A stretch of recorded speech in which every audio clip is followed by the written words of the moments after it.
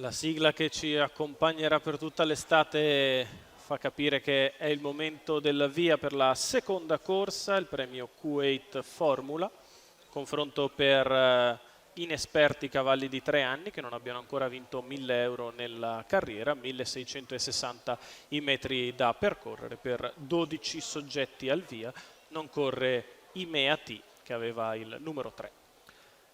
Autostart che approccia la curva, all'1 Instagram, 2 Impero dei Venti, 4 India Lux, 5 Ipotenusa, 6 Iggy Pop Treb, questi in prima fila, in seconda 7 Ilaria Luis, 8 Igalo Zac, 9 Itaca DB, 10 Italo Ser, 11 Iside degli Dei, 12 Ice Robin, in terza fila 13 Italia Dalvio.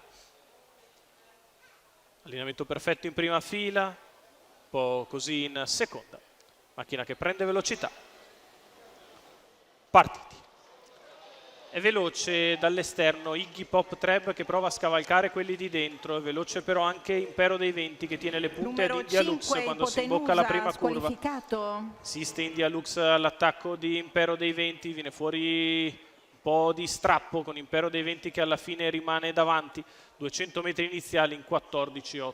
Parcheggia in seconda posizione India Lux avanti a Igalo Zac, mentre all'esterno c'è Iggy Pop Treb che si sistema quarto.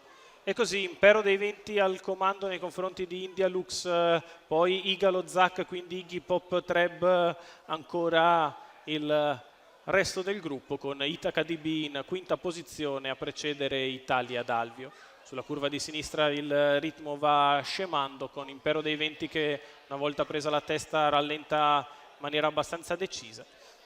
E 600 se ne vanno in 48, addirittura 17,4 di frazione. Sposta all'esterno Iggy Pop Treb in anticipo sulla risalita di Instagram che rimane in terza ruota prima di galoppare, galoppa anche Italia Dalvio, sbagliato anche Italo Ser. Dalvio squalificato, numero 1 Instagram squalificato. E così dopo i primi 800 metri sul piede dell'1,20 Impero dei Venti continua al comando, Iggy Pop Treb al suo esterno, alla corda India Lux, poi Igalo Zac, ancora Itaca DB, chilometro in 1,19,4 per Impero dei Venti che continua al comando.